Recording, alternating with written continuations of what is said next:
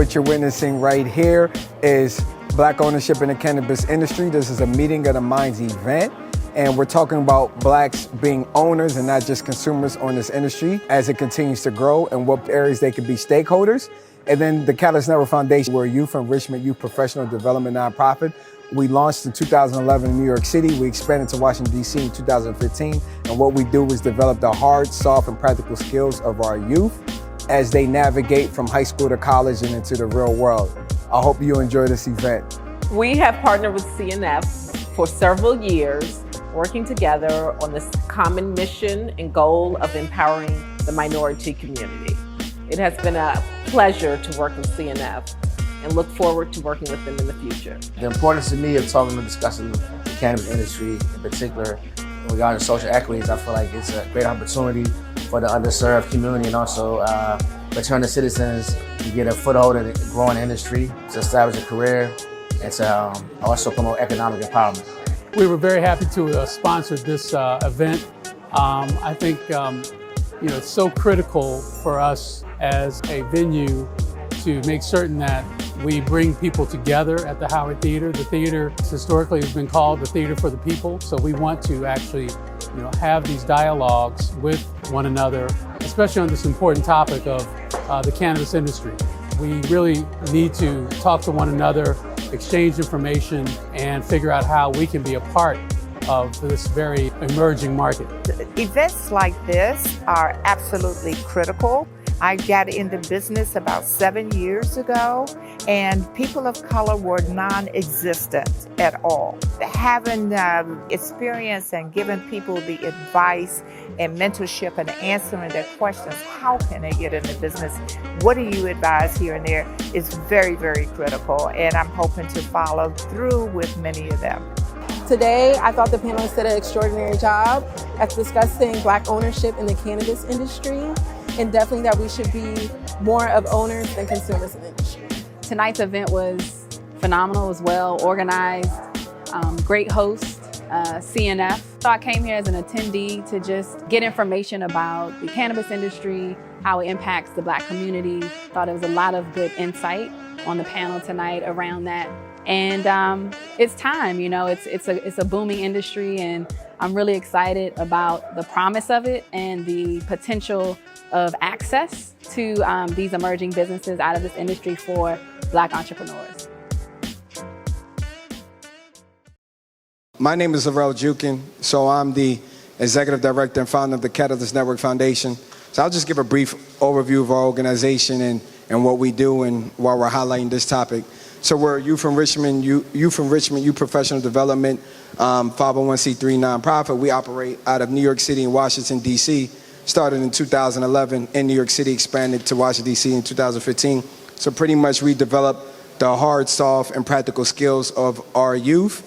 And then we help secure them with internships, and then we pair them with mentors, and they do corporate tours. So we partner with 12 high schools in New York City. So for some of the attendees virtually, New York City, some are Benjamin Banneker Academy, Erasmus Hall Campus, YCD, Bedford Academy, Erasmus Hall, I think I just mentioned that, City Polytech, Achievement First, Brooklyn High School, Achievement First University Prep, some other schools that I can't name off the top of my head. In Washington, D.C., we partner with Benjamin Banneker, Montgomery Blair High School, Eleanor Roosevelt School, Without Walls, Wilson, the Black Student Fund and Latino Student Fund.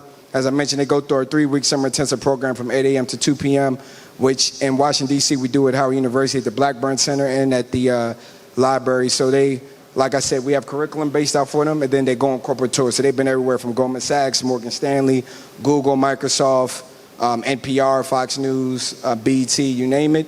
And then we also make them work on a community-based project. And then aside from that, we do like youth STEM events. So the past 4 years, we hosted our youth tech at Google's office in New York City, where like Microsoft did coding, a workshop, Google did a coding workshop, Goldman Sachs did a financial literacy workshop. So we have many YouTube videos that's all up there.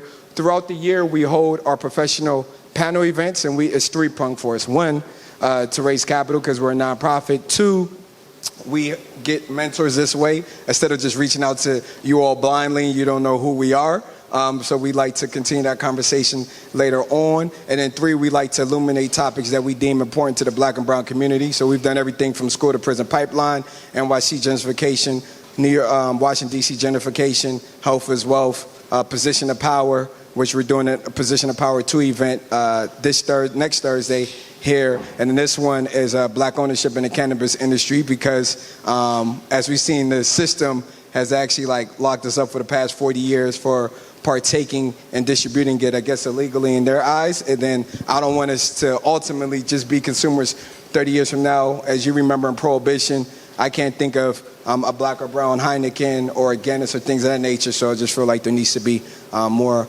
Black organizations in that position. So enough of that. I do want to highlight the partner organizations, and I believe London McLeod, if she's around at the moment, to speak on behalf of the Black MBA. So if you can come up to the front, and I'll just hand you the microphone to illuminate what you got going on. Hello, everyone. Thank you for attending tonight. Thanks again for the introduction.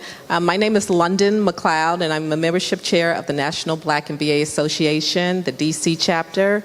And we are co-sponsors today for this event, along with the event next Thursday. We share a similar mission and goal of working with, actually, we have a high school program called LOT, Leaders of Tomorrow, as well as working as MBA members and as students on the mission of helping build wealth in the minority community, specifically the African American community.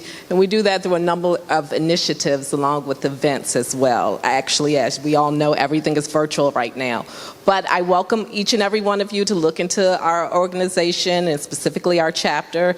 We are a national chapter with over 9,000 members, and we have approximately 30 chapters around the country. And I'm here. You don't have to be an MBA student or an actual MBA graduate. We welcome entrepreneurs so that everyone can take advantage of events similar to tonight. So thank you, and once again for coming out. We really appreciate it. And I know we have some of our other representatives from the other partner organizations participating virtually. So I just want to highlight these organizations. So it's the National Association of Black Accountants, Metro DC. It's the Hampton Alumni Chapter. So I am a Hampton alum, so I don't know if there's any Hampton alum around here, but a Hampton alum DC chapter. Thursday Network for the Greater Washington Urban League. Black Alumni Council of Columbia University. Minority Cannabis Business Association. GWAC, Women's Lawyers Division, Washington Bar Association, and the Association of Black Psychologists. So now we can kind of get into the beginning of this panel discussion, and I want to let you all kind of highlight your background, and I guess we can start with you, Al Harrington. I don't know if we can illuminate Al at the moment. If you could just highlight his background. Okay. How y'all doing? How everybody doing today?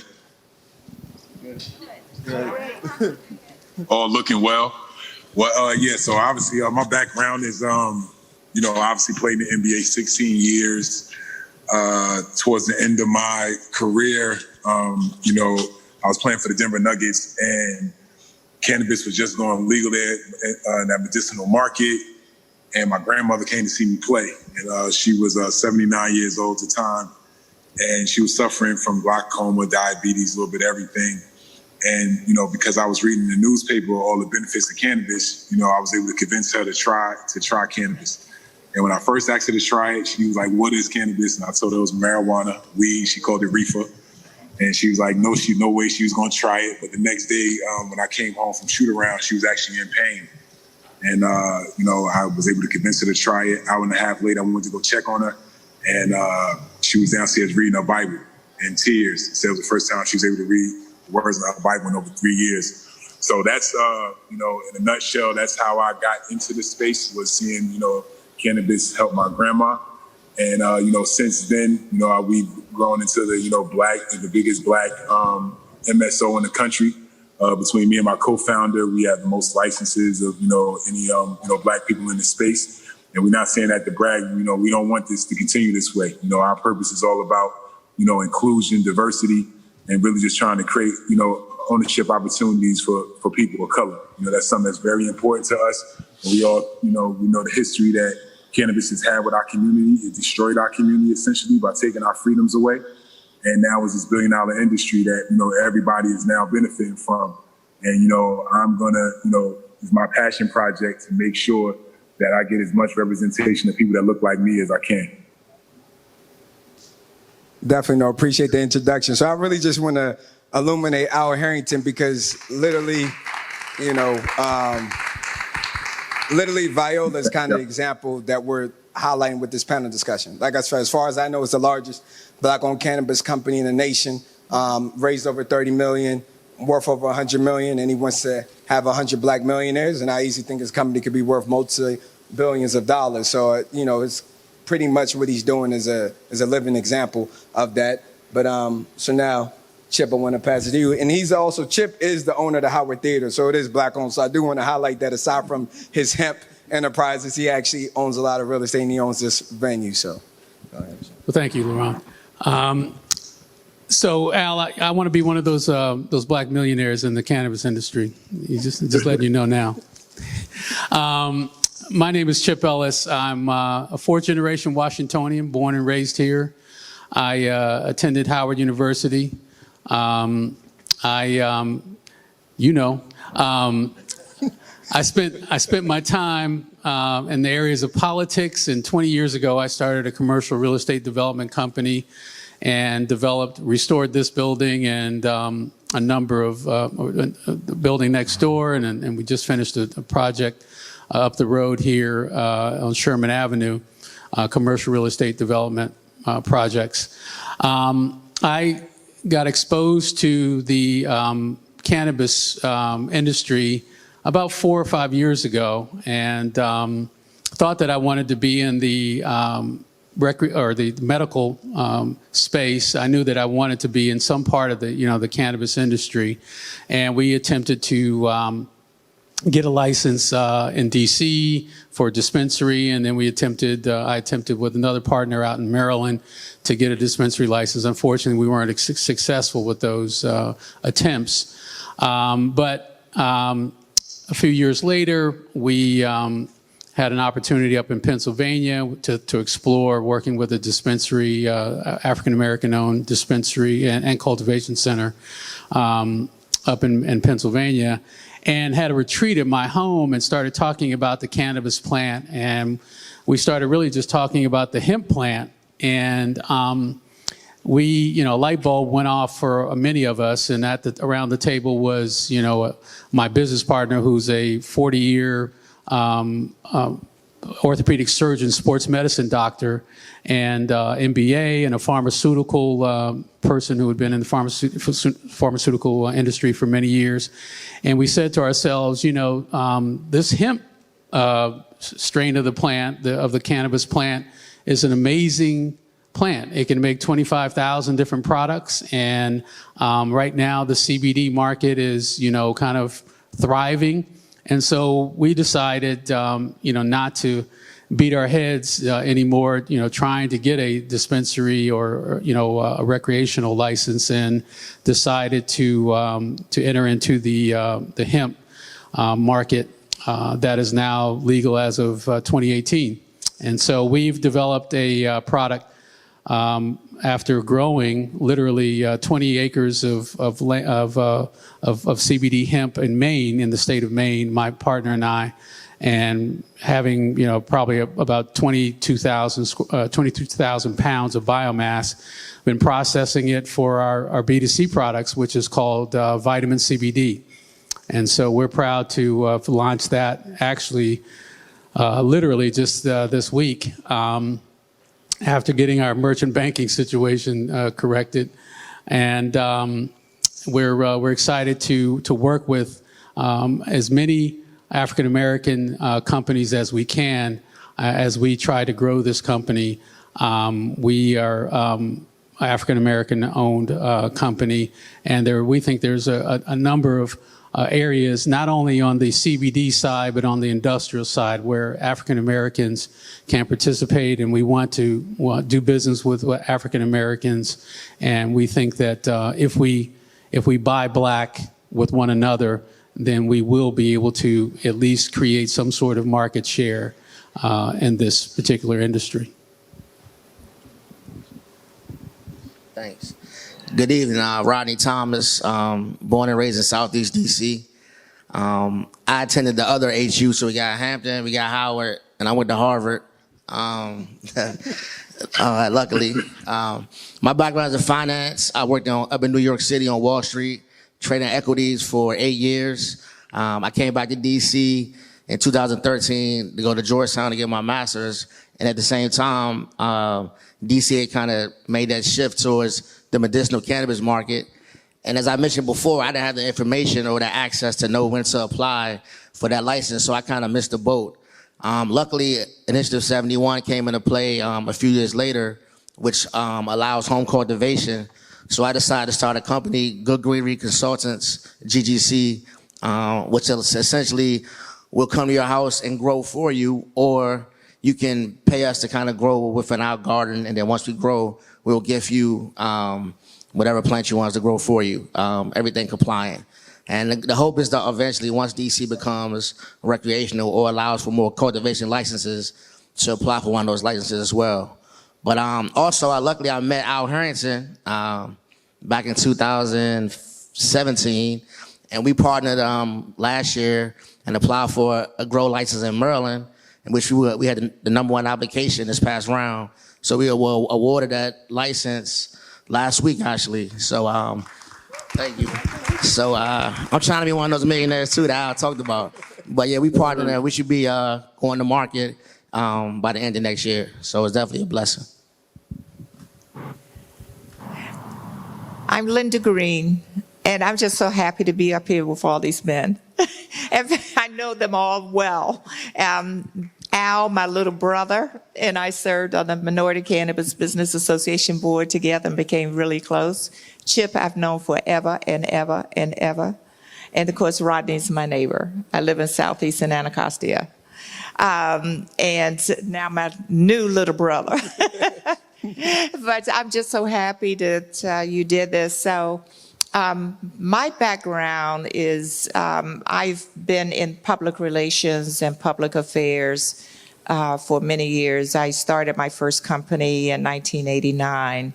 And in that, I did everything from event planning to fundraising to representation of athletes and entertainers, to representing African heads of state, press and media relations. So we did the whole gamut. And I am proud to say I will be 69 in January. So when thank you. It's a blessing, I'm gonna tell you. But when I started turning 60, I became so bored. I mean, my routine was monotonous. All I had to do was pick up the phone and make things happen for my clients. And I started thinking of what I wanted to do with the rest of my life. And so I was at dinner with some close girlfriends one night, and someone said, you know, DC has legalized marijuana. And our ears popped. And so we said, we should get into that business. Well, we didn't do anything, so we got together every 2 or 3 weeks. So the next time we got together, it came up again. And the next morning, 3 of us got up and formed a company. Sherry Blunt, who is an intellectual property attorney, Yolanda Carraway, who is a political operative and has her own public relations firm, the Carraway Group, and myself.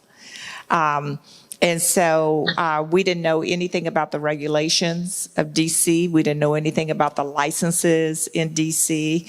But we decided we were going to first learn more about the plant and the industry. Some of the 2 first people that we called were Chip and Corey Barnett. And they gave us a lot of information and guided us, and Dr. Malik Burnett, the 3 of you. So we started traveling the country, going to conferences, conventions, meeting everybody we possibly could in the industry. So this is like 7 years ago. And I just took it on as my pet project. and just great in nourishing relationships. And so I joined MCBA, I joined National Cannabis Industry Association, I joined everything that was out there at that time. We didn't have that many associations or trade groups or anything at that point because the industry was still very young. So then we started doing our homework to investigate and look at the possibility of getting a license in DC. And I wanted to be the first Black female cultivator because we don't have any that are licensed in DC. And so that was my mission. And we hired a real estate broker to find us a warehouse. And of course, there were no warehouses available. Then we looked at the regulations, and in the regulations, it allows for 10 licenses, and all 10 had been awarded. So by this time, it's like 3 years doing this research and everything. And I said, well, I spent too much money, too much time. I'm going to look at a dispensary license. So we looked at the dispensaries, and the regulations allowed for 7.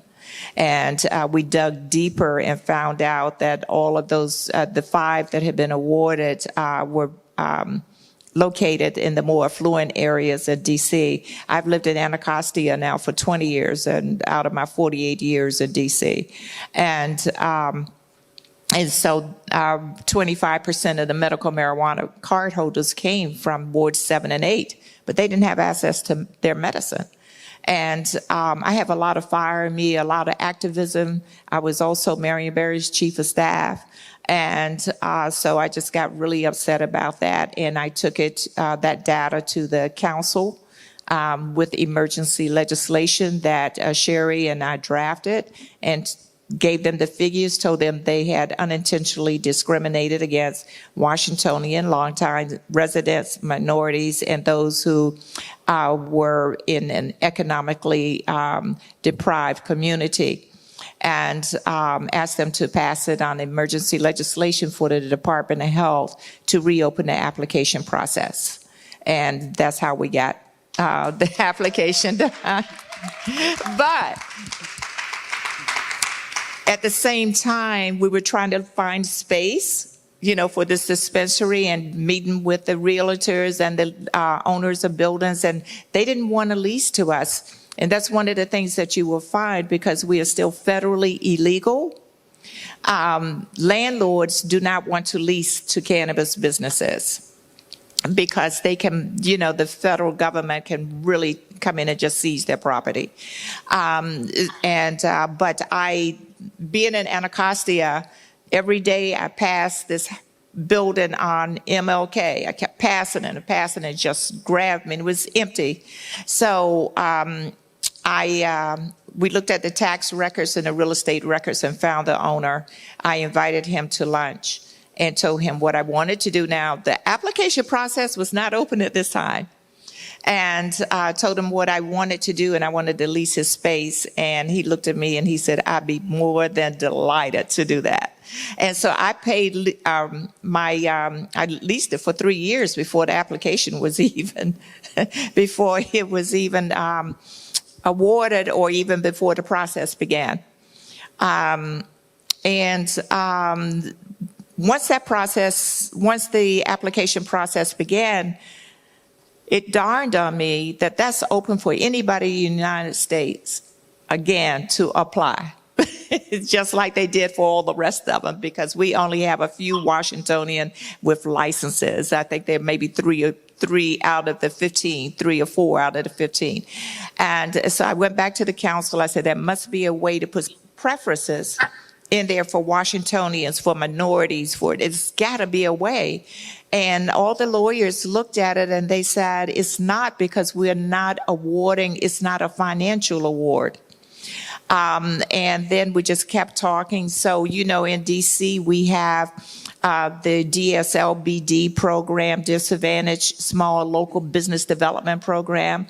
And as a part of that is called a Certified Business Enterprise. So I always get my businesses registered as a CBE. So when I opened the cannabis company, I automatically just did that. So we were the first, and to my knowledge, the only cannabis company that has a CBE certification in DC.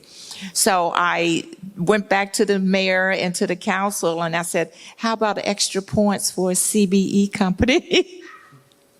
And they said, yeah, that's good.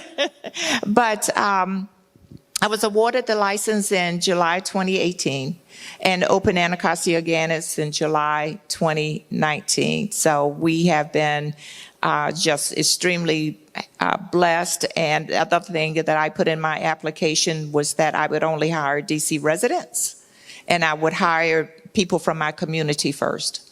All of my employees are DC residents and 90% live in Ward 8, right in my community. So, I actually bring this question to Al, but the rest of the panelists as well. But Al, you can chime in first. Just with cannabis and CBD being such a huge industry, what are some of the businesses in the cannabis industry that make up the ecosystem? Just like some, so people can get a gauge of like how they can partake in it and build. So, Al. You said what are some of the verticals within cannabis that you could work in? Yeah, like what are some of the businesses in the cannabis industry? So I know like there's retail and then you can manufacture, just different things out there so people can familiarize themselves like as part of the supply chain, how they can partake in the industry. Got you. Yeah, I mean, there's so many verticals, right? Obviously, like you said, there's cultivation, there's manufacturing, there's retail. But then there's also, something that people don't pay attention to is testing, right?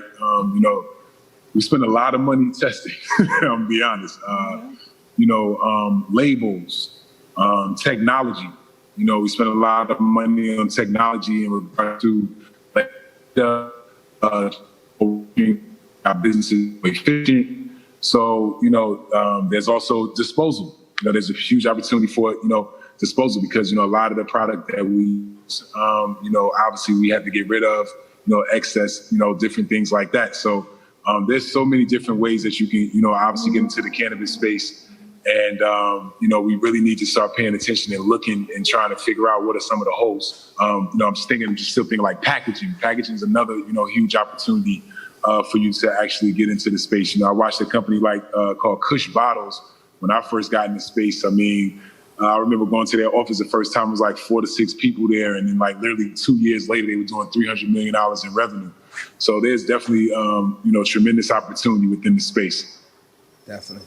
Is there any other industry or that was covered? Or In the industry itself or just opportunities in ancillary businesses, I say security is huge. IT is huge. Delivery, home delivery, or just delivery is really, really big. Graphic design, social media, public relations, anything that touches any normal business is needed in this business. So whatever it is, furniture, supplies. I'm glad that Al talked about Kush bottles because I use God knows how many of those as well. So, but it's so many different things. Trimming. What you say, Al? I said trimming is another business, like putting trim teams together. Yeah. I did a partnership with a company here in California where they're actually going to produce, I think 20,000 pounds of, finished cannabis, and the trimming fee is $140 a pound. So you do the math on that, there's another huge opportunity as well. Okay. And now for Chip and Rodney. Rodney, I mean, you recently just got your cultivation license, and Chip, you were talking about kind of financing and access to capital. Now that we know that there's different opportunities out here, and I guess FDIC or conventional banks do not provide these loans, how do you go about getting capital? And then two, like what are the economic barriers when you needed to get your cultivations license and things of that nature? If you guys can kind of illuminate on the financing and the regulatory challenges in particular, that'd be great.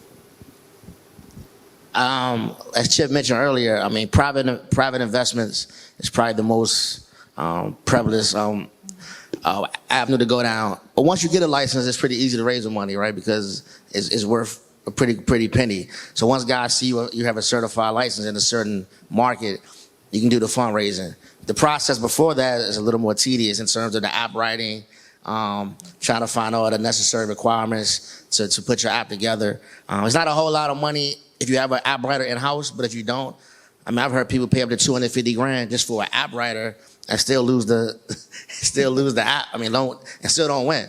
So you're still rolling the dice. There's no guarantees, but the job of the app writer is to put the best app together. So when you go to the board, you get the award. But it's not, like I said before, there's no guarantees in that. So then you just mentioned app writer can be 250,000. Just out of curiosity, because you do have a lot of black professionals from a practical standpoint. If they were all going to, 10 of their friends put capital together, what type of unique way do you think, okay, this would be the startup capital? And then would it be a 3 to 5 year plan before you may even get any type of revenue afterwards? Just being realistic. Once you win the license? Yeah. Oh, you mean once the process starts? Yeah, once the process starts. So for Maryland, the last round they announced for minorities was 2018. Beginning of 19 was announced. The app was due in June of 19, and they announced the winners was supposedly in October, but Maryland had some trickery going on with bribes and a lot of under the table stuff. So they had an investigation, and then COVID hit. So that pushed everything out for a whole year. So imagine you're trying to get a cultivation license. So to get a license, you need to have a real estate warehouse property on deck. So say you secure the property, you're paying the rent, expecting to win in 3 months. They push it out for a whole another year. So now you're paying a year and a half worth of rent with no product. So that's kind of an example of financial barriers you might deal with because nothing's guaranteed with that process. But in hypothetically speaking, in a perfect scenario, it's probably a 6-month process. So, to put the app together. And you don't have to really raise your money until you get the award, which is a good thing because you have a year to get everything together. So as I said before, it's a lot easier to raise money once you win a license. But that process can be expensive, determining who your team is and who you have writing the app for you and how that works and everything. I want to jump in to just say that every state has different processes for getting these licenses. In Maryland, I think you have time. In DC, you have to have your property. You have to have these things in place before you can apply. You have to show that you can be sustainable financially for 5 years. You have to do all of that. And then when they award the license, you have 120 days to open. So yeah, it is crazy. So, it's really that. Now, our business being in marijuana is different than the hemp industry because hemp is legal. We're not legal. So Chip can get a loan. Chip can have banking. We can't. We're bound by the 280E IRS tax law, right, Al? Yes, ma'am. And so we are treated like drug lords and money launderers. And so we have to pay anywhere from 70 cents to 85 cents of every dollar based on revenue to the IRS. So go figure. Who's making a profit. So that's why we're working so very hard, first of all, to have access to banking. And secondly, to end prohibition or get some of these some of the legislation through. We have like 19 bills in Congress for marijuana, which is the first time in history in both the House and the Senate, and they are all bipartisan bills. We're going to see a lot of action after the election, no matter who wins. I think proactive for cannabis. But those are type of things that, those are the challenges. Those are huge challenges for us. I would just add, as it relates to hemp and loans, it's in terms of startup capital to, for space or for those types of things. It might be possible now. We haven't really explored, for real estate or for leases, and actually, let's call it a CBD retail space. However, if you're in the cultivation or farming area, you may be able to, like I said, find a credit union or some other kind of auxiliary banks that will give you a loan and collateralize the actual equipment that you're purchasing. So that is possible out there, but the larger banks, the Wells Fargos, the Bank of Americas, they're not giving anybody any loans because they're too afraid of the murky regulations as it relates to even hemp and and cannabis as it relates to marijuana and the 0.3 content of THC. So they want everything, I think, just to be legalized, and then they're going to be jumping in with both feet, I'm sure. Yeah. So then, Chip, and this is also for you, Al. So Chip, if there's these kind of financial barriers or capital constraints that we face, if someone wants to be resourceful in their own land or some other part of the supply chain, how could they potentially partner and collaborate if they have land and work with you? Or Al, how did you make it so like Rodney can help expand out here in Maryland? So if people are having some financial shortcomings but have some resources, how can they collaborate to still be a part of this game, I guess? And how important is that too? So Rodney, if you can explain that partnership. Well, on the cannabis side, at least with Al and myself, when I met Al, he was in the business and I was trying to start in DC. We wasn't aware that Maryland was coming on, but it's still good.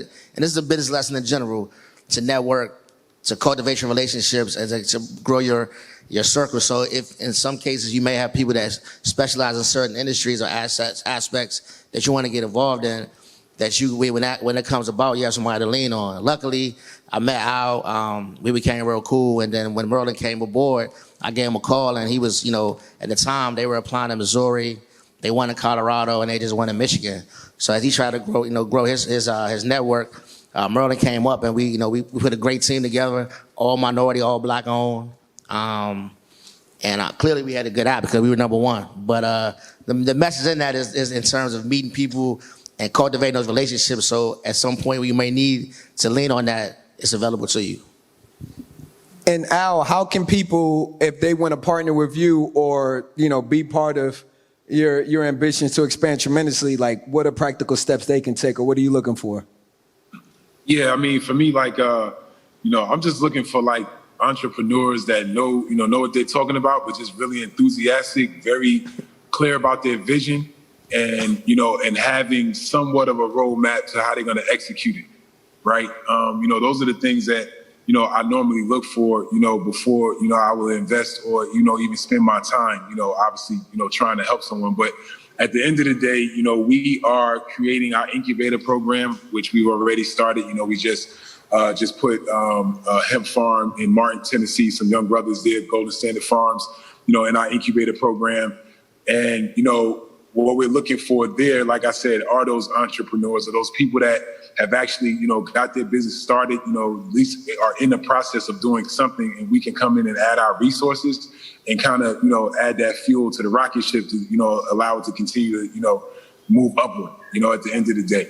And, my focus from that perspective is it literally comes from, really, trying to create more opportunities, for people of color to just really be able to participate in this space, because I'm a firm believer that if we're given a fair shot at this, I think that we could be, a lot better than the people who are potentially well capitalized and supposed to be a lot smarter, right? We've been a part of this industry for a very long time, obviously on the black market, because that was our only choice.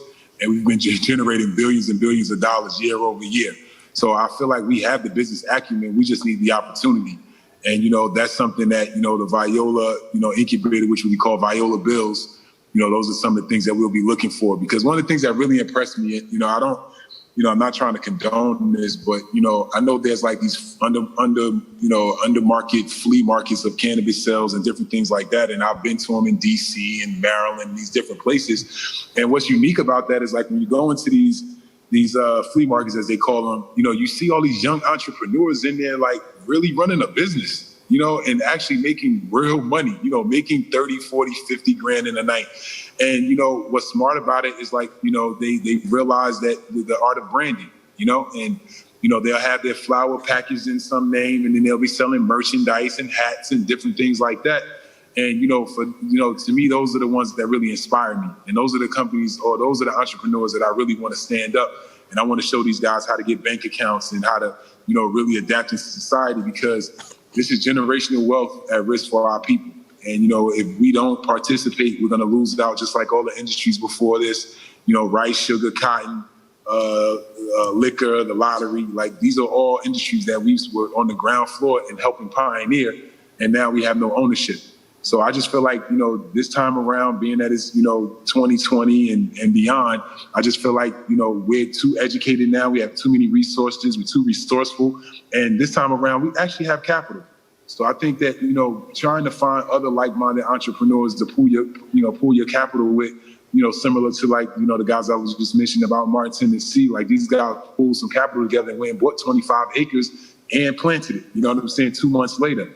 So that's a real inspiration for me, to see that. And those are the type of people that I definitely want to, extend my hand to, extend my company's resources to, back office help, being able to build decks. And, those are some of the things that, we want to accomplish, within Viola Bills. Definitely. I want to, while we're still doing the panel discussion, let two people chime in, one virtually and one in person.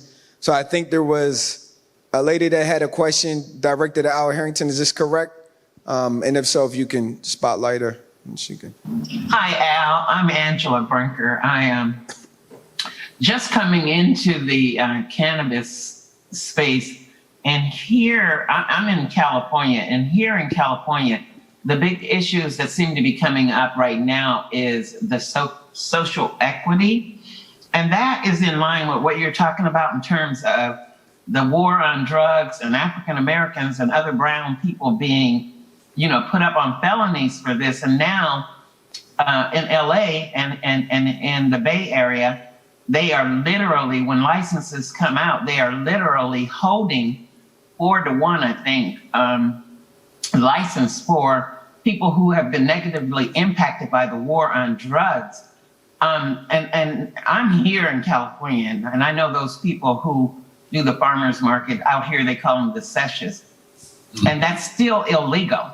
And so what our company is here to do is to help young entrepreneurs understand that this is a legal entity, and there are regulations that have to be followed in the whole licensing process and all of the steps that all of you have gone through. So I'm wondering, Al, how interested is your company in partnering with training and development entrepreneurs? Well, hello, Angela. Nice to meet you. We are very, that's what we're all about. So, I'm super interested in that. I'm working on, an education platform as well, to educate and, allow our people, or any people that run through the program, to actually, learn a little bit about the industry before they get in, so that they can get placed in better job opportunities and different things like that. Obviously, we're really focused on reentry, same thing, creating toolkits to a company called Root and Rebound that we work with, where we try to, help the, our inmates that come home from jail, because most people think that, you go home, you go to jail and you sit down for 5, 6, 7 years, and you come back home to a house and a car and kids, and it's just not like that. That's not reality. There's a lot of challenges within that. And once again, I just think that the industry needs to pay it forward, because these people, because of their almost now sacrifices, right? There's now this, this $1 billion industry that we're all about to, really benefit from. So to answer your question, yes, social equity, once again, is a passion of mine. I worked with, 60 different social equity applicants here in Los Angeles. Through that vetting process, we were able to come out on the other side with 36 applicants. And, real estate, like Rodney was just talking about, is, one of the challenges, right? Just in social equity in general, because when you think about California, it's not like being in Oklahoma, right, where you can go find a lease on a building, 3,000 square feet for, $1,000 a month. 3,000 square feet in California is going to cost you $25,000 a month, right? And, the social equity program here in Los Angeles really failed a lot of people, because there was a lot of people that they've been telling for now over 2 years that they were about to start this process. And, I've been in meetings where people had, finance their homes to be able to continue paying rent on these retail locations, and they still have not issued one single retail license yet. So capital is definitely an issue with social equity because, like I said, being that you can't pay that rent on the building, so now you got to go find an investor. And 9 times out of 10, those investors are predatory investors, right? They're going to say, yeah, we'll float you, but you're going to sign this backhanded contract that shows the first time you default, I own your business, right? Or if they find really desperate applicants, they'll just prepay them and say, here, we're going to pay you $3,500 for the rest of your life, not knowing that the business that they're signing off is, could potentially do $500,000 to $1 million a month. You know what I'm saying? So there's just a lot of education around it all. But, social equity is something that definitely is meant to right the wrongs. But I think that some of the programs, the way they're written, aren't right. And once again, that's something that, not only myself, but Linda, Rodney, everybody that's on that stage is we have platforms like this, and that we can get into the room with people that can listen and actually can do something. We have to speak on it because, once again, like I said, this is generational wealth at risk. And I'm not sure what other industries are going to come behind this that, our people can really benefit from. And definitely at this time, in the world, being Black owned is worth its weight in gold right now. So, we have to figure out a way to benefit from this so that we can really start to rebuild our communities the proper way.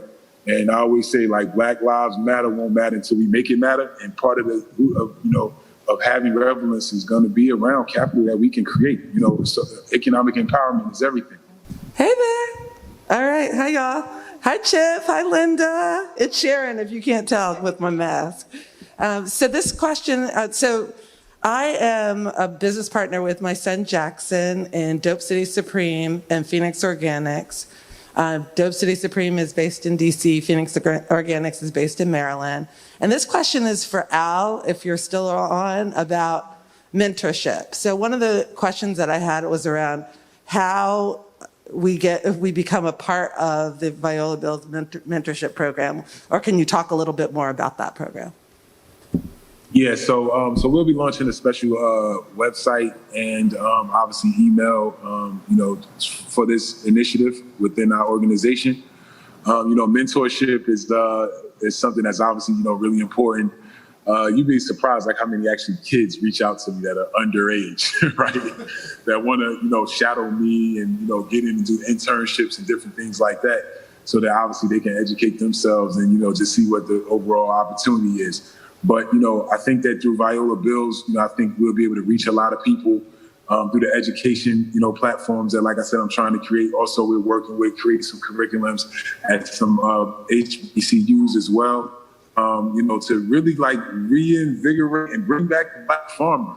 You know what I'm saying? Like, this is going to be a huge commodity for this country. When you think about hemp and all the things that hemp can create, like, I can see hemp taking over a lot of farms that we never thought would happen, especially because hemp and the fact that you can make clothing and all these different things. But, I think that one of the things we need to think about is like, farming. And like I said, bringing the Black farmer back, because like I said, I really feel like we could do a really good job at anything or any opportunity we get into the space. And, it's all about job creation. And, like I said, we want to really spearhead that and really be able to create a lot of opportunities for, people of color. And since you highlighted hemp, Chip, I want to ask you a question. The derivatives that could come from hemp and how do you use it in your real estate business? And then Linda, as we're speaking about just Black ownership and you're unique because you're a woman as well, I want to see first if you guys can highlight any challenges that you do face in this space as a Black business owner, but then you uniquely as a Black and woman business owner in this space for quite a while. So one, Chip. The question was what types of products? What type of products? I know you use as an insulator for some of your real estate. Yes, we have developed a relationship with a provider out of Canada, actually, that provides or makes hemp insulation. And hemp insulation is a great product because it's also antibacterial. So the fibers in the actual hemp plant are antibacterial.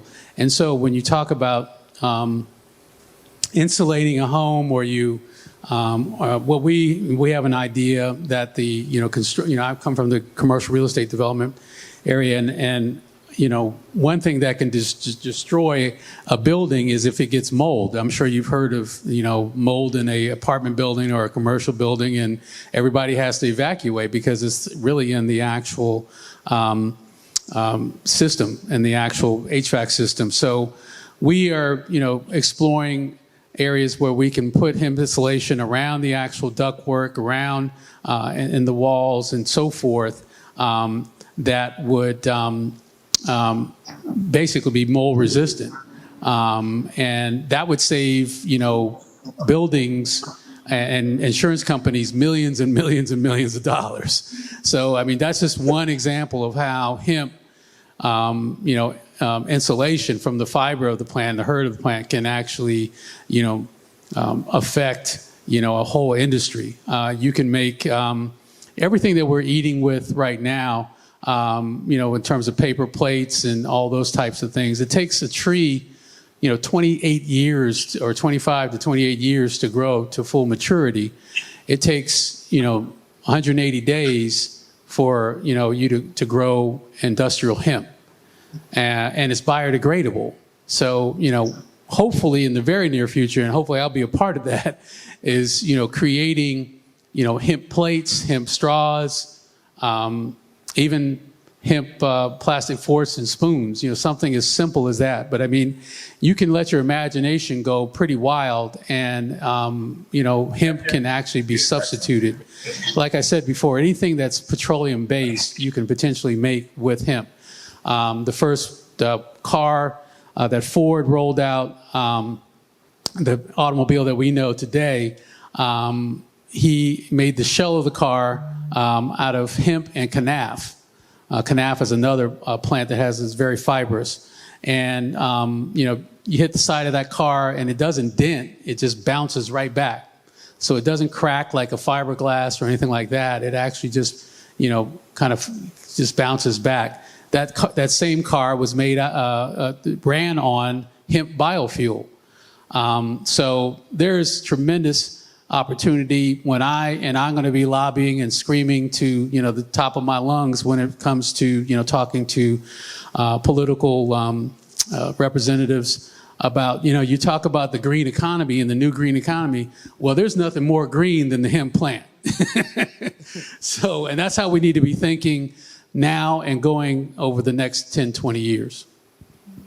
Just before going to you, Linda, how can just the Black community, like you said, lobbying or being advocates, kind of help out for the initiatives that you're trying to push in other Black? It's extremely important, and there's a number of organizations around the country. Some are state, some are, there may be a couple of national.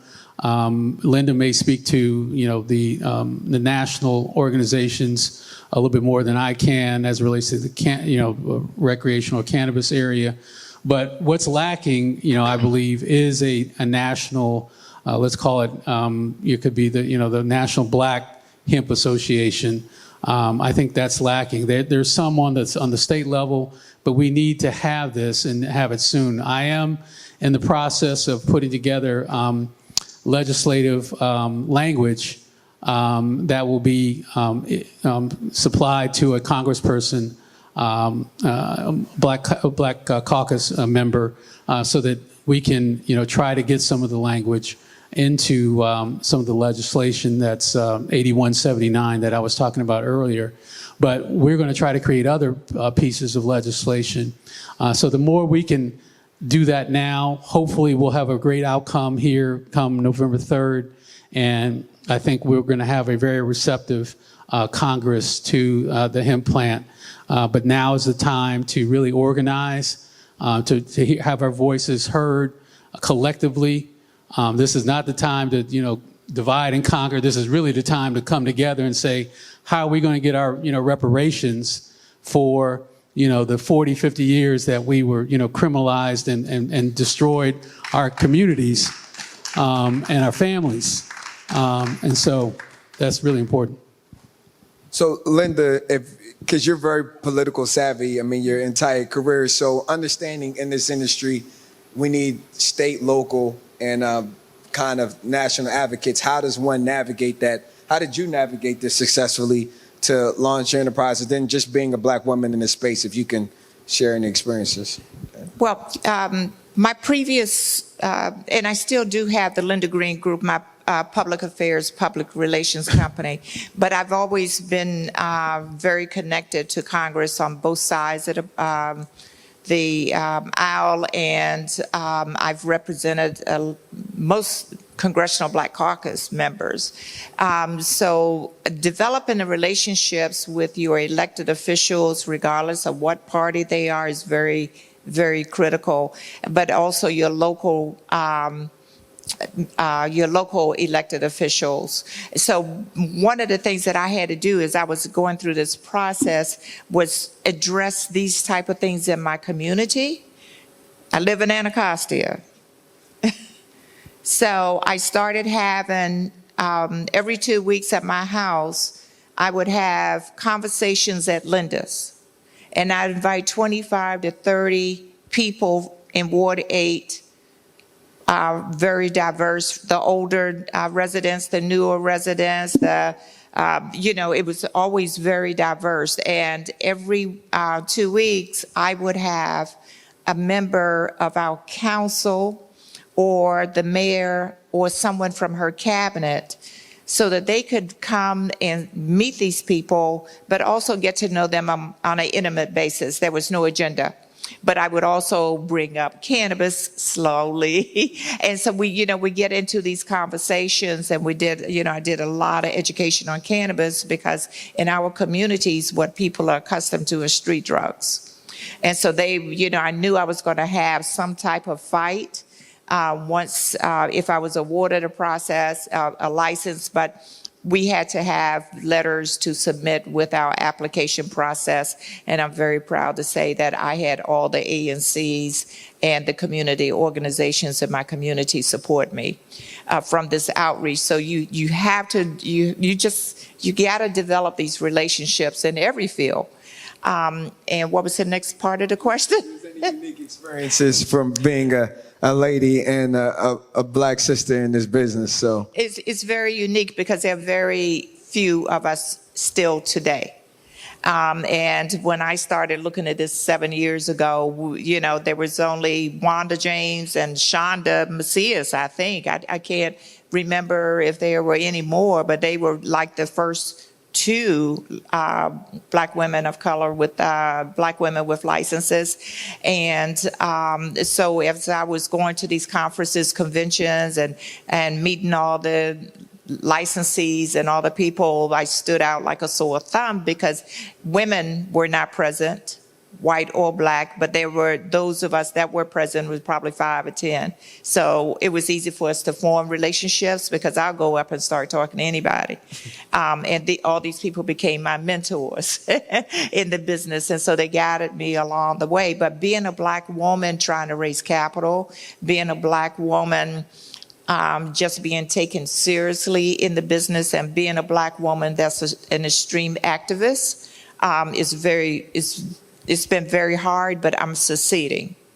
I'm succeeding because I believe in agitating, and I get in your face. And so I am, Al is on the board of the Cannabis Trade Federation. I'm on the executive team of the Cannabis Trade Federation, and I chair the Diversity, Equity, and Inclusion Task Force of that federation. And I have a 27-member task force, include Mark Marial, Derek Johnson, Wade Henderson, Laura Murphy, Yolanda Carey. I mean, it's a very diverse group of black civil rights leaders. And what we're doing, we just got the board to adopt our recommendations, and our platform is a policy platform and a scorecard. And if you are part of Cannabis Trade Federation as a member or on the board, to be part of it, you must sign these agreements. And this is going to cause a riveting effect throughout the cannabis industry because these are the largest companies in the country in this federation. And so we've just been doing like a 2-week public relations press rollout of it, but now we're getting ready to go to work because we're holding them accountable. And if you don't follow this, then you will be kicked out of the Federation. Definitely. Now we have a question from one of the attendees here. Because you guys were talking about advocacy, a few years ago, I started a group called DC Cannabis Business Association. And it's a group of young entrepreneurs who want to get into the legal business. So we're like getting prepared for it when the laws change. So we were really excited last year because the Congress was going to lift the rider that's keeping us from actually having adult use retail sales here in the city. But this crazy president impeachment thing happened and they decided not to mess with the rider, and it's still there. However, hopefully after a month, when we all vote, tides will change and then we can all get excited again.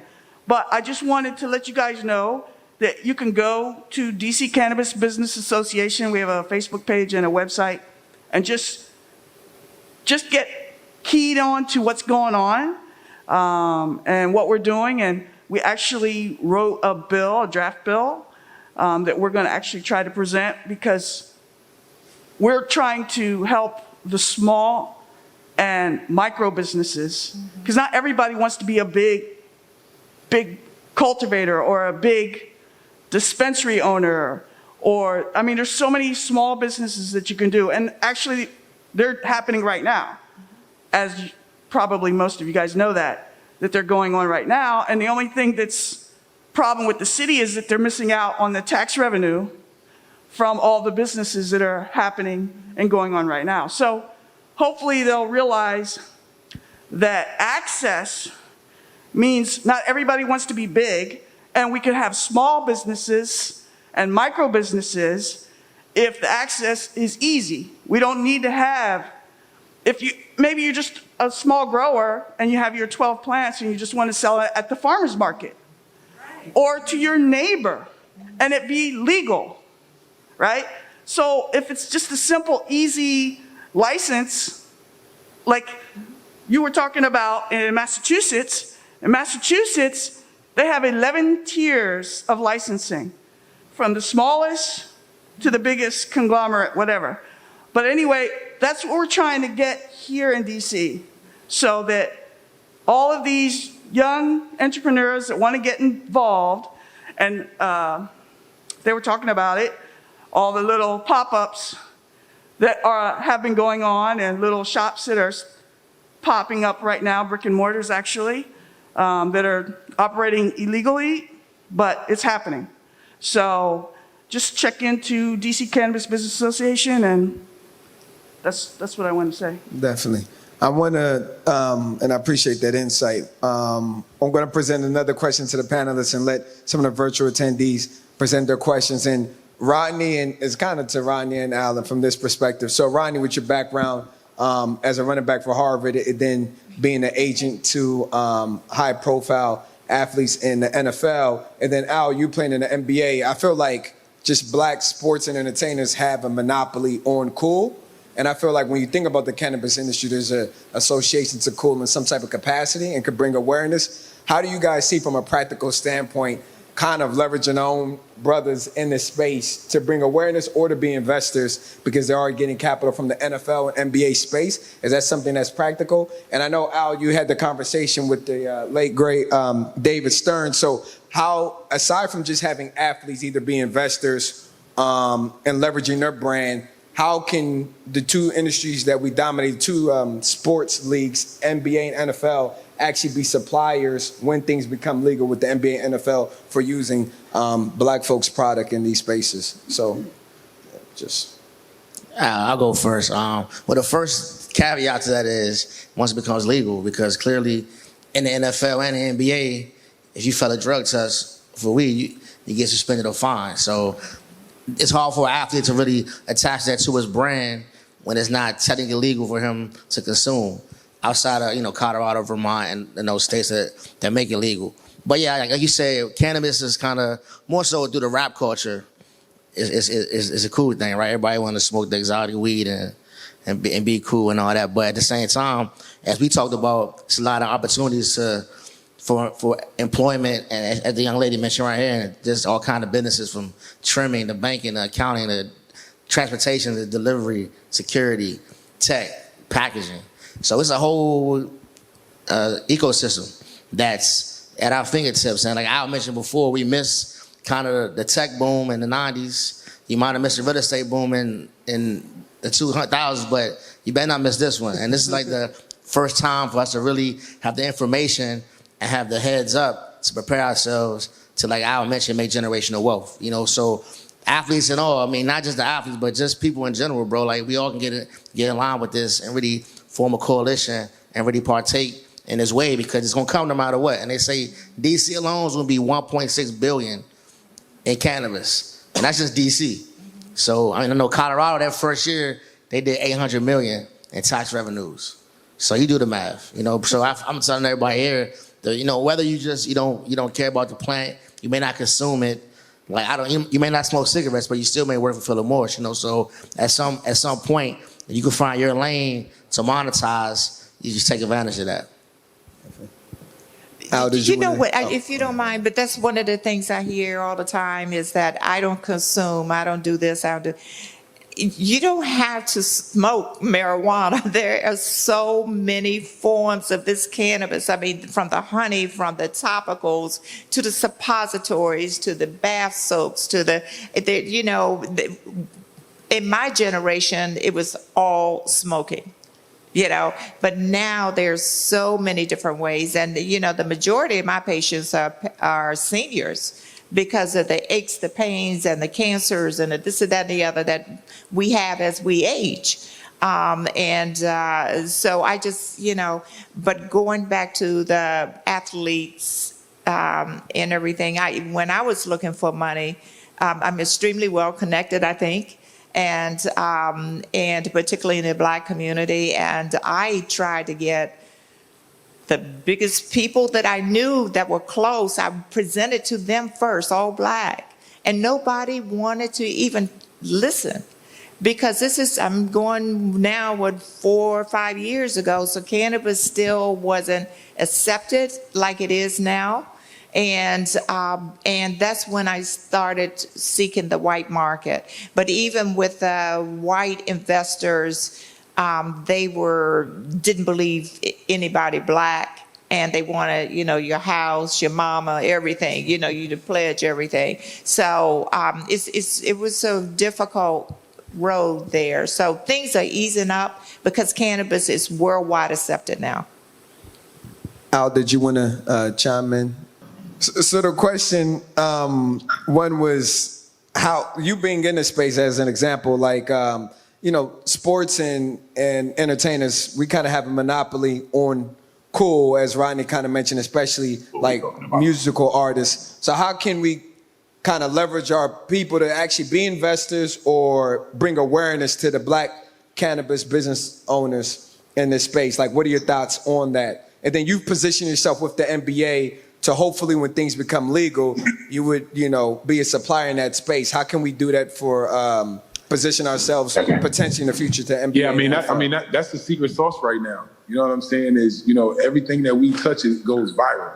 You know what I'm saying? When you think about the one example I love to use is when you think about, you know, literally 24 months ago, even 18 months ago, like Louis Vuitton and Gucci. Right? I hadn't been in one of those stores in over 3 years. You know what I'm saying? I bet, Rodney, when the last time you was in a Gucci or Louis store before, you know, Dapper Dan comes over and becomes creative, and, you know, Virgil Abloh comes over and becomes creative at Louis Vuitton. Now you can't get your hands on any of that product. So I think that, you know, this, once again, this is an opportunity for us that's really unique because we influence culture. Like, nothing moves without us. You know, so, you know, athletes, entertainers, we have to continue to use that star power to be able to push, you know, initiatives, to be able to advocate, and also, you know, to be able to create wealth and generate wealth, you know, around the things that, you know, that we're providing and that we're actually selling as, you know, as CPG companies. Appreciate that insight. Want to open it up to some of the virtual attendees, if we can have them present 2 questions. Yes, I wanted to know, how could a person get in the field that has a felony? Get in the field. How can a person get into the field that has a felony? Yes, sir.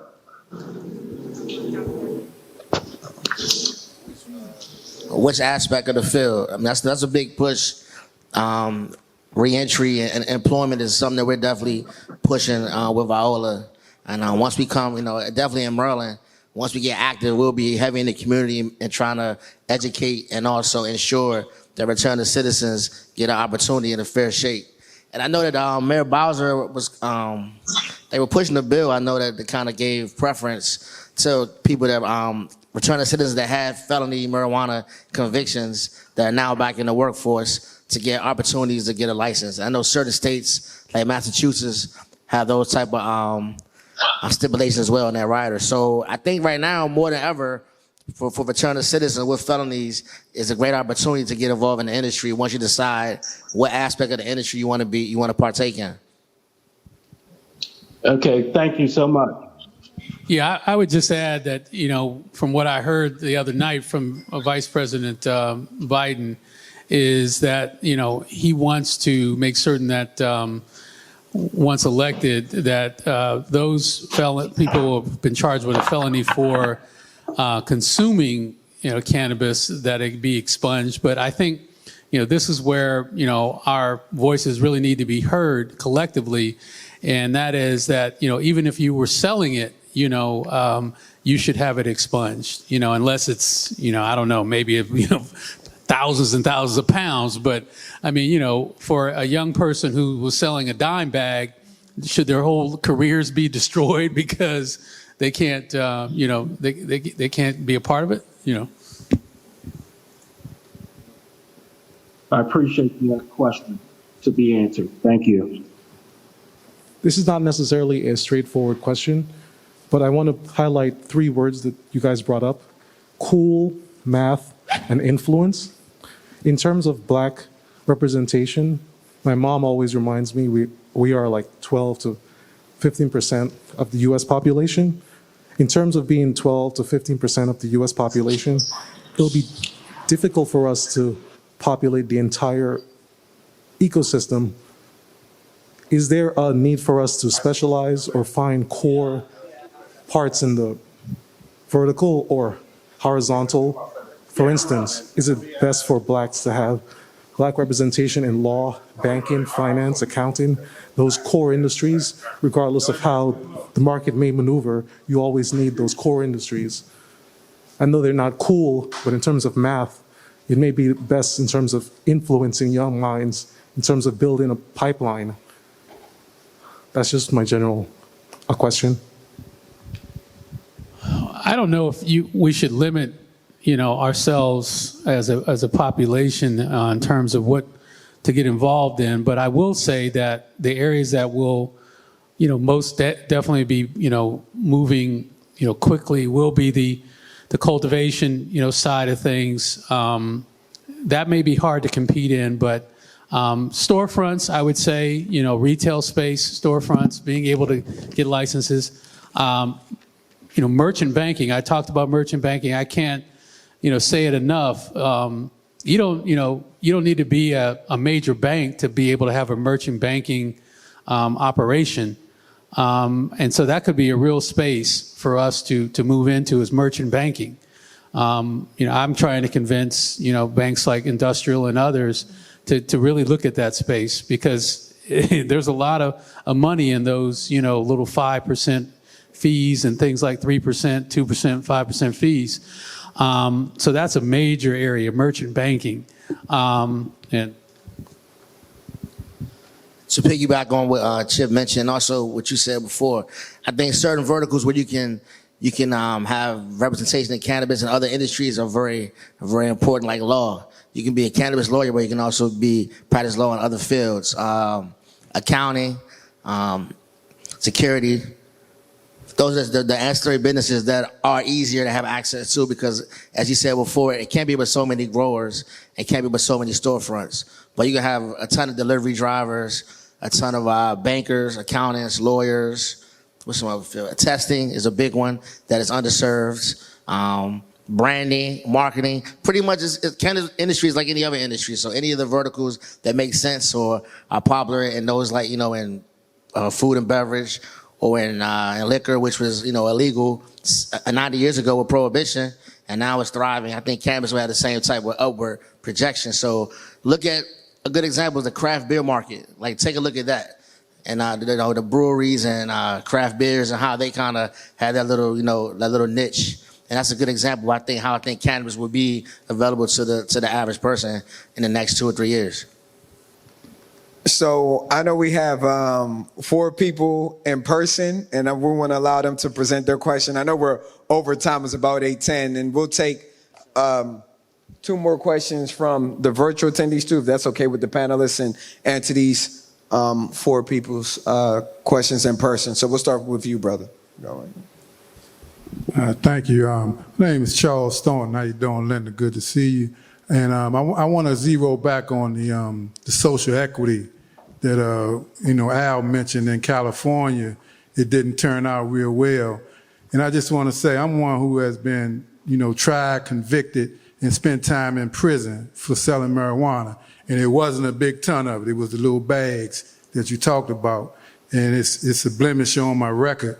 As well as I think, we are in a place here, especially in the district, where we can really get in front of this social equity and, and really take the lead in set-asides, DSLBD opportunities, as well as legislation to expunge records. We have a opportunity with our legislators. We can get in front of our legislators, introduce legislation. But what I'm really, really concerned about is that people like myself, get an opportunity to, link up with you all, because y'all are the forerunners. You are the ones they're going to listen to, but again, we are directly impacted. I spent time in prison for selling a bag of marijuana, all right, and it blemished my record. I'm, somewhat successful now, working government, but I'm not talking about me, I'm talking about all these other of hundreds and hundreds of young people right now who can't get a job because of their record. I know I'm an end, but I know in California they did do something with expunging all records, and that's something I think is an easy lift in the district. So, thanks. That is very easy. So I'm very, very involved nationally in this industry. With the various legislations and, the changes in the industry and everything. DC, I think Attorney General Carl Racine has that our records would be sealed. We don't want them sealed. We want them expunged. So, I chair the DC Cannabis Trade Association, and those are the type of things that we are working on right now, is just the licensees that are members, but we're going to be opening up for, other types of membership. But these are the types of things that we're sitting down with the city to help them roll out the best program, recreational program in the country. My thing is, we're the capital city of the world. And we have to be, everybody's watching us and everybody wants to see what we're going to do. And with our beautiful black mayor, she is, she's fantastic. But I am not going to go there. But the thing is, the social equity programs in Massachusetts, Illinois, Oakland, they have failed. And they failed for several different reasons, because they didn't go far enough to sustain the businesses. And a lot of people that I've met with from those states, got the grants and everything, but they couldn't get any further. They couldn't open their doors because there wasn't enough money. So we really have to all get together and come up with a great program that we can, take to these states and take to Congress and mandate it.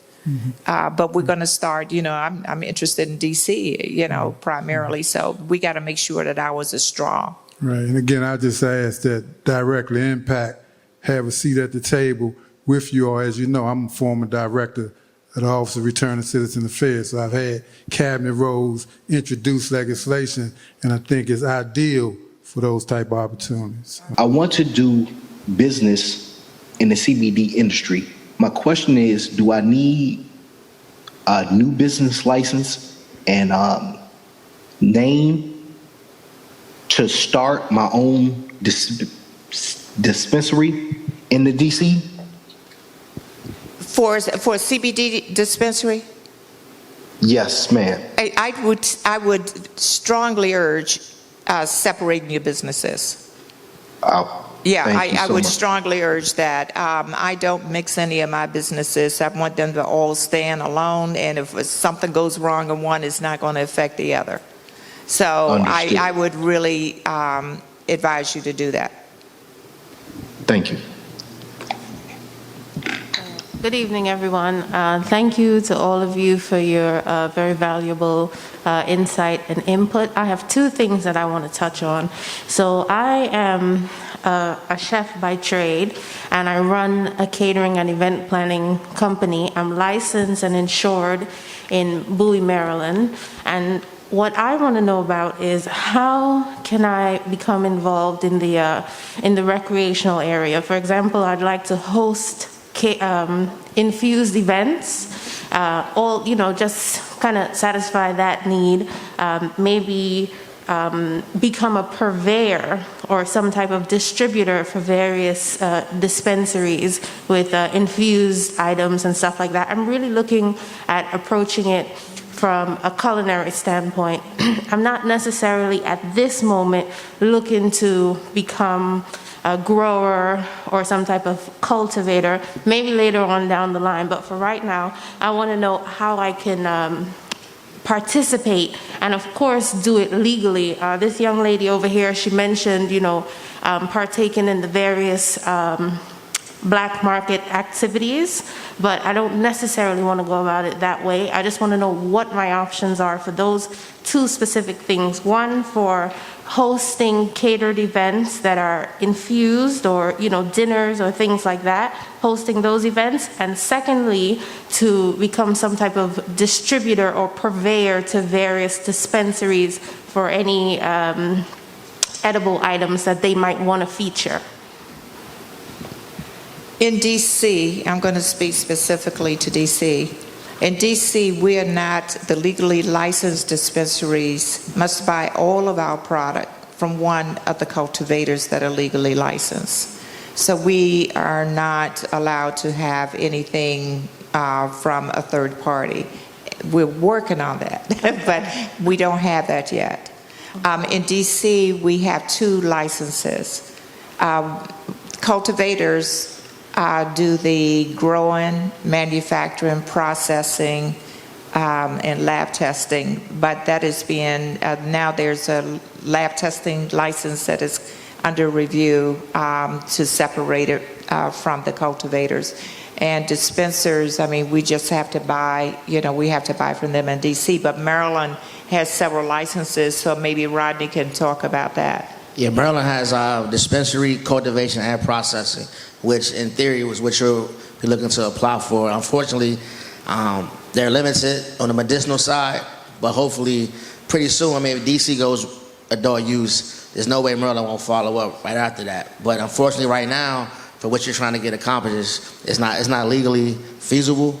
But keep on honing your skills, and keep an eye out on when those licenses come about, because it's going to happen fast. And then there will definitely be a niche for like infused food, beverages, and things of that sort. So just keep your ears and eyes open, and once those licenses become available, as you mentioned before, there might be a micro license that you can lobby for in DC or Maryland to allow you to sell directly to the dispensaries or the cultivators as well. Okay, thank you for that. So just to be clear, for right now, my only option is to participate in those black market ventures. Okay, I just wanted to be clear. Hold on. It's the gray market. It's not black. It's gray. Yes, that gray market. Because I'm open to it. I just wanted to know what my options were, because it's not the easiest thing to approach with everyone. All right, thank you. A virtual attendee. I do want to thank you all for your presentation, and it's a lot of valuable information. My question is, what is the ideal amount of capital a person should have if they are interested in joining either one of your teams? What is the ideal amount of capital? Oh, if she wanted to partner with any of you all, including Al, what's the ideal amount of capital? I guess it'll vary because you guys are in different parts of the business, but I know I can speak for Viola, Maryland. We're definitely going to, the goal is to allow as many equity stakeholders as we can once we fundraise. And we even thought about maybe doing like a small percentage of crowdfunding to kind of give everybody, $1,000 get you point, whatever, just some ownership in terms of just being able to say that you're involved in the industry. But will definitely be a hard capital raise in terms of once we get the building for equipment and the build out and staff. So we'll definitely be an opportunity for minorities, for all people. We're not just two minorities, but we prefer for black and brown people that want to get involved, that have the access to get involved, give them the opportunity to invest with us. So I can get your information after the call and we can discuss that further. But that's more like a few months down the road. But I would say ideally, at a minimum, to be frank, 100,000 to start, 50,000 maybe, just to kind of get your toe in the door, but we can, everything's negotiable. We'll have the conversation. I'm capitalized now, so, but I would, tell you to watch out for the funds. Look at the funds, follow that market, and see who's raising money and do it that way. I would just say that we may be open to, capital infusion here as we are, growing this brand hopefully in the next 6 months to a year. And on the industrial side, that's going to take a major capital outlay in terms of processing and the things that we want to do. So, that's a raise of anywhere from $5 to $10 million easily, but more than happy to give you my information and we stay in touch. All right, thank you guys. My name is Emmanuel. That last question and your answers actually kind of tied into what I was going to ask, but I just want to dig in your brain a little bit further with that. What about the lay people? We're working, got other things going on, don't necessarily want to be physically involved, but don't have that 50 or 100,000. Or want our money to work for us in the business. What are like 2 or 3 strategies you think would be the most profitable pathway for people like that to invest in without wasting time or resources? Maybe you should start a fund for, smaller amounts and, build it yourself and decide where you all want to invest. I'm sorry, I can't really answer that question. You hear what he said? I couldn't really hear what he was. Can you repeat it again, brother? What I said was, what do you think people who don't have a lot of money could do to get involved? I got you. Again, man, everything is kind of ambiguous in terms of what the opportunities will be because we're still waiting for legislation. But as I mentioned before, with the ancillary businesses, if you got a license, you can deliver, right? So I mean, that's free. I'm not sure what the delivery license costs. I know they have one in Maryland.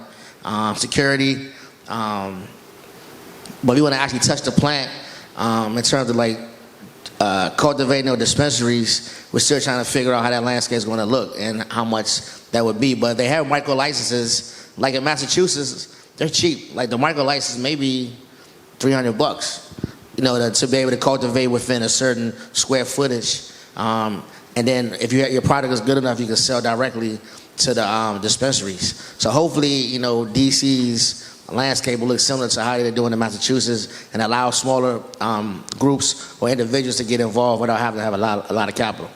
So do you have to own your property in that state before they can give you that license? Yeah, you have to definitely got to be I'm not sure you're making rent, but you got to be a citizen at least, I think 3 to 4 years. Maybe more than that. Maybe more like 5 to 6 in order to be eligible for those type of opportunities. You said a citizen of that state? Yeah, the state or the city. Yeah. So let me. So there, my good friend Christine De La Rosa is the owner of People's Dispensary, which started in Oregon, and they've expanded to California, state of Washington.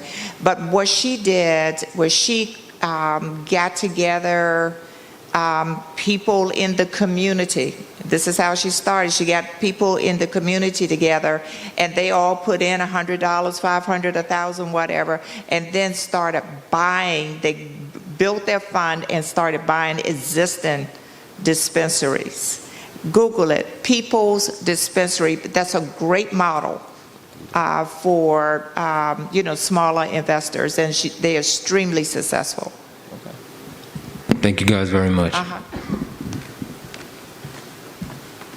Good evening, and thank you so much for doing this. This is an amazing event. My name is Ari Mondragon, and I just have a two-part question.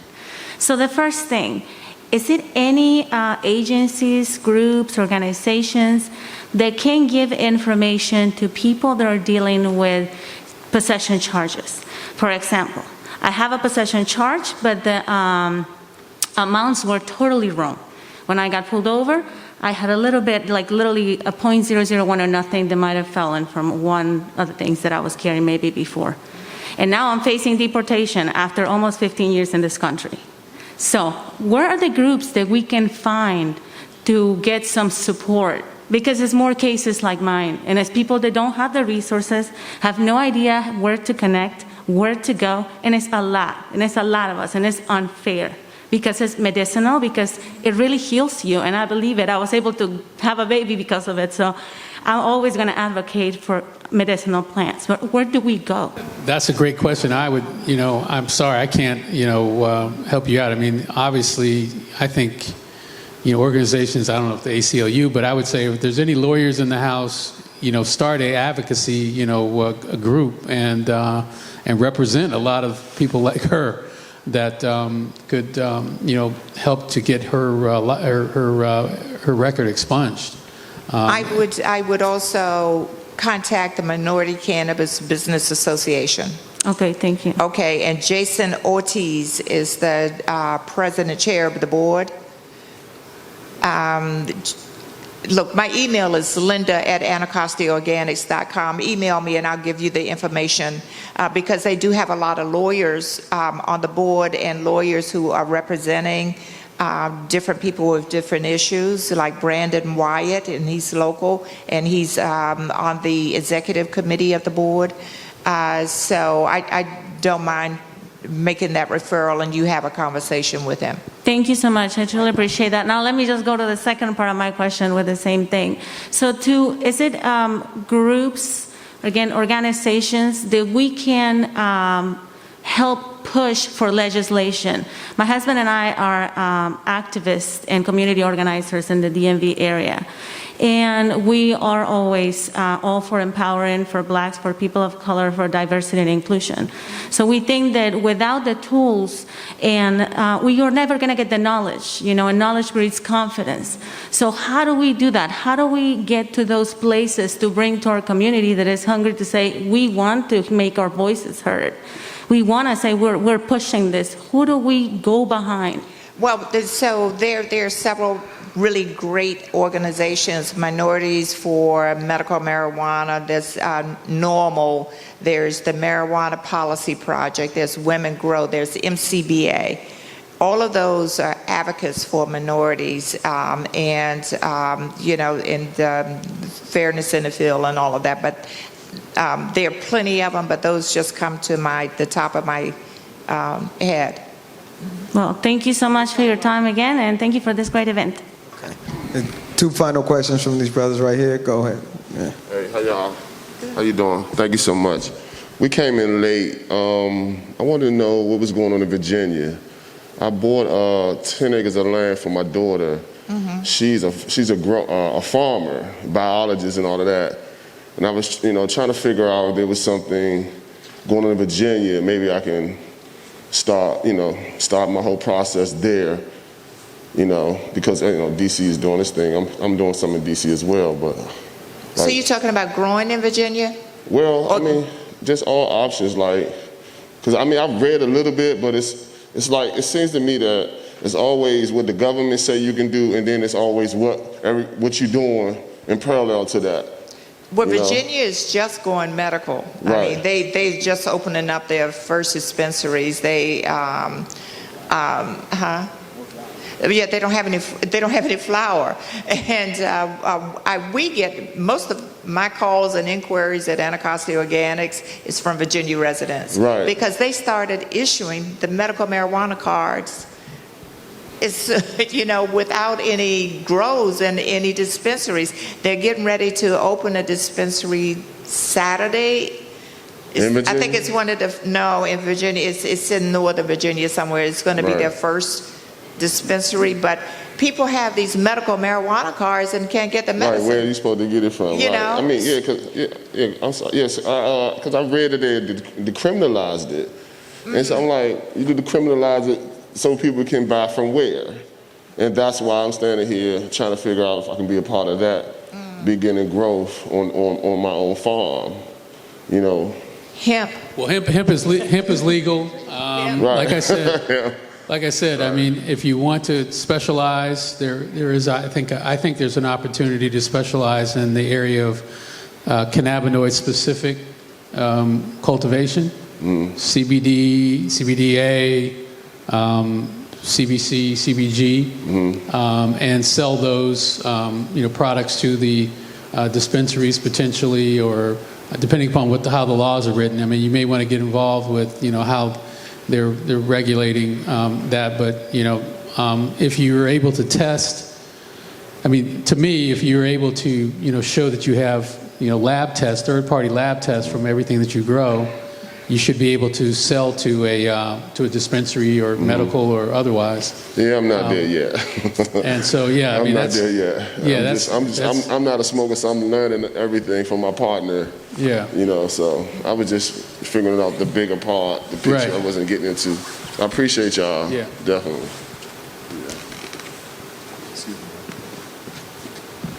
Good evening. Thank you guys for coming. My name is Mundell Phillips. And I heard you guys touching earlier on the supporting industries like the medical, the transportation, the packaging, but you also touched on like cybersecurity. And what I was wondering there was, how are you guys applying that to protect like intellectual property associated with maybe how you process or what differentiates you from your competitors? I would think off the top of my head in terms of cybersecurity, and just probably more from the, because and Linda can attest to this as well. Once you have a dispensary, every plant, every seed is barcoded, and it's tracked, it's traced, so you can't let stuff go out the door without them knowing, the federal government knowing, or the local government knowing what you sold or what you grow. So I would assume that you won't put a system in place that protects that and allows you to won't let somebody hack your system and distort your numbers, just like any other business. But Right. I mean, from a practical standpoint, I would think that's probably the most obvious use for that. Right, I was wondering how maybe you might have been applying that, or if you're even there yet, to where you have to consider those things and put something in place. I'm not there yet, but I'm getting there. Okay. Yeah, I'm there because I'm operating a dispensary now. So I have a chief intelligence officer that is very acclaimed. And he follows, his systems and the compliance and the everything, all the back stuff that he has is just really, I feel very protected. And, and the DC government is following everything anyway. Right. And then, I have very sophisticated security systems inside and outside. Mm-hmm. And I have armed security guards. Right, yeah. They are all retired MPD officers, I'm proud to say. Gotcha. Right. I'm all about DC, y'all. I'm sorry, but I'm all about DC. All right. Well, yeah, that was my question. Mm-hmm. Thank you. So I know this is the longest position in Power Panel we've had. I'm surprised it lets me know this topic's important by looking at the in-person attendees. I don't know what the virtual attendees, but do want to give these panelists a round of applause. And now Harrington. Thank So.